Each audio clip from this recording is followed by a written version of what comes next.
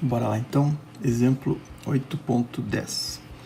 A polia de 100 mm de diâmetro, mostrada na figura, se ajusta livremente em um eixo com diâmetro de 10 mm, para a qual o coeficiente de atrito estático é 0,4.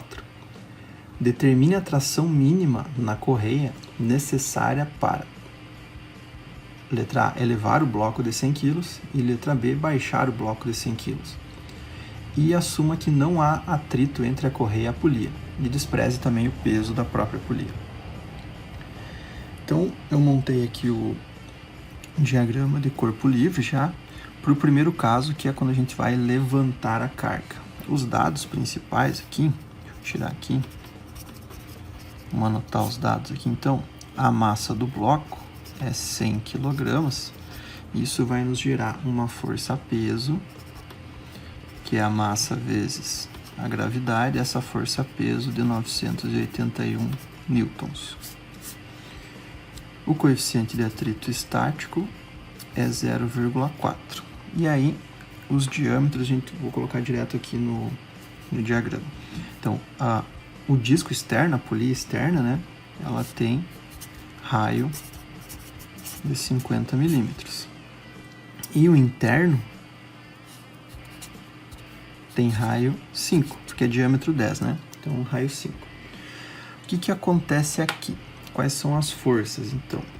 Do lado direito, tem a tração na correia. Então, vou chamar isso aqui de T.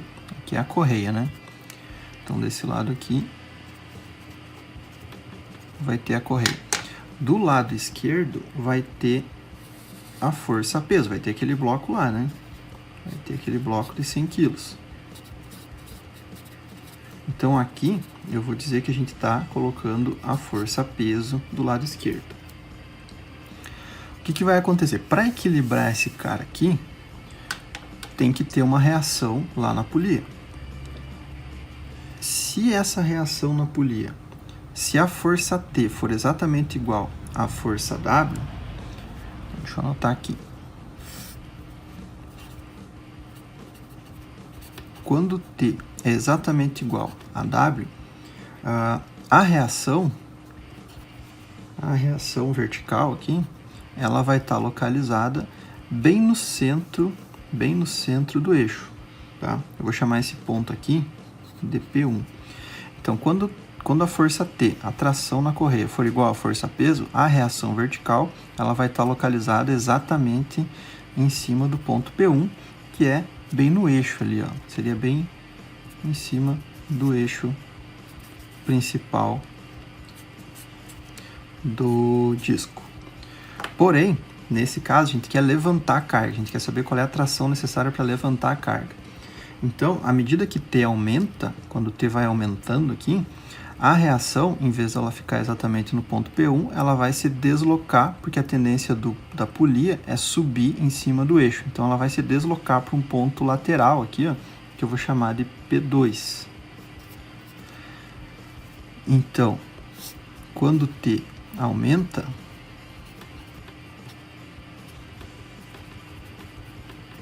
ou quando T é maior que o W, né, a reação vertical, ela se desloca e vai para o ponto P2, tá?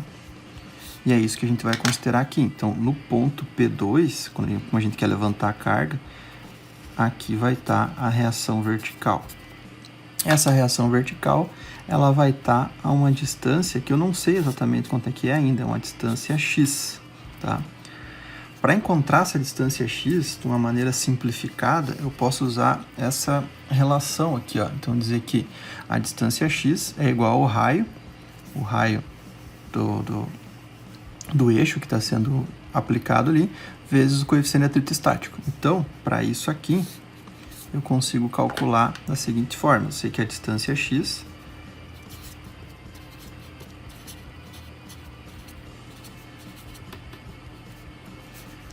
ela vai ser, então, x igual ao raio, o raio nesse caso ele é 5 mm, vezes o coeficiente de atrito estático, que é 0,4. Então, a distância x nesse caso é de 2 mm. Então a gente descobre essa distância aqui, tá? E aí dá para finalizar, então, encontrar a força através da montagem do diagrama das equações de equilíbrio, desculpa. Então, segundamente, as equações de equilíbrio. Equações de equilíbrio. Então, como é que vai ficar aqui? Ó? Eu vou fazer um somatório de momentos em torno do ponto P, porque não me interessa a reação vertical, eu não sei ela, não sei esse valor que ela vai estar aqui.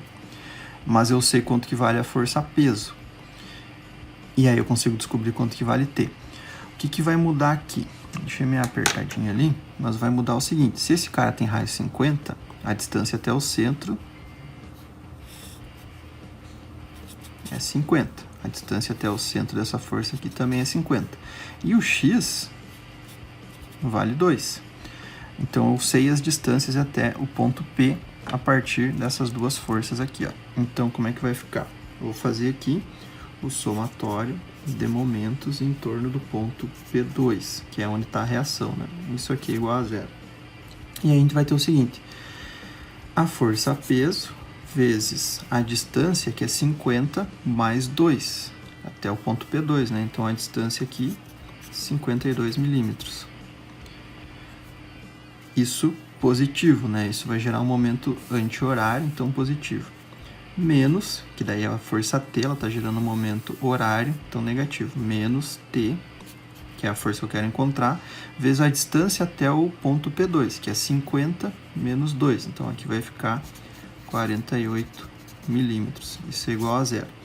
Aí dá para isolar o T, né? Dá para isolar o T. Então o T vai ser igual a força peso vezes 52 milímetros dividido por 48 milímetros, que vai ficar a força peso 981 newtons vezes 52 milímetros dividido por 48 milímetros.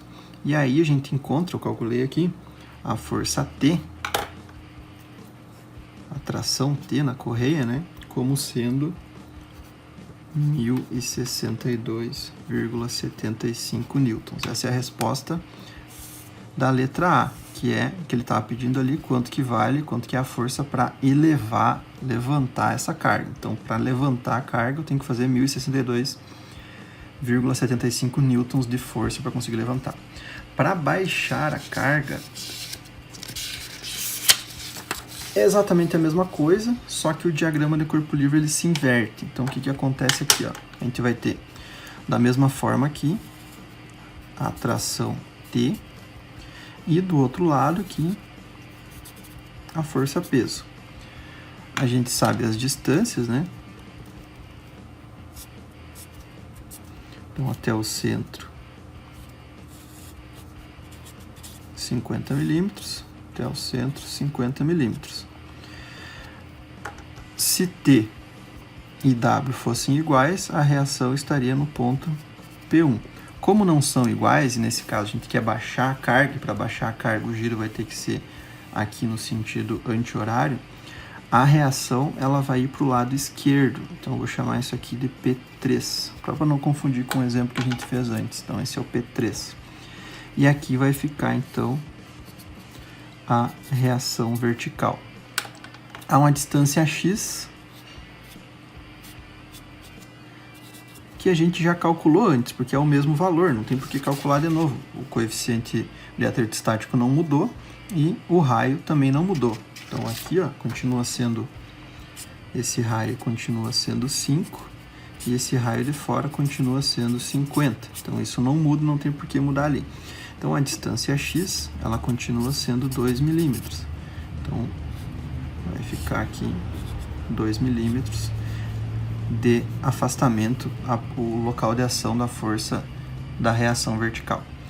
E aí a gente faz a mesma coisa que a gente fez antes, a gente aplica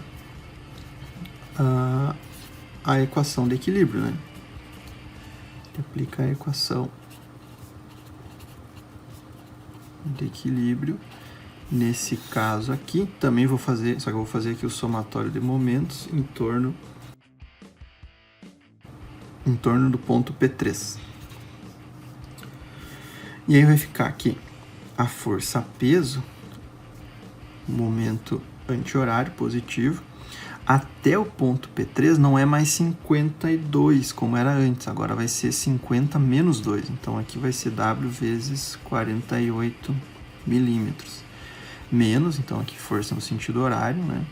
Momento no sentido horário, menos T vezes a distância, que agora vai ficar 52, vezes 52 milímetros. Então aqui inverte, né? Que eles se invertem. Isso é igual a zero. Aí depois eu vou lá o T. Então o T vai ser igual a força-peso vezes 48 milímetros, dividido por 52 milímetros. Então, 981 newtons vezes 48 milímetros, dividido por 52 milímetros, quarto milímetro com milímetro.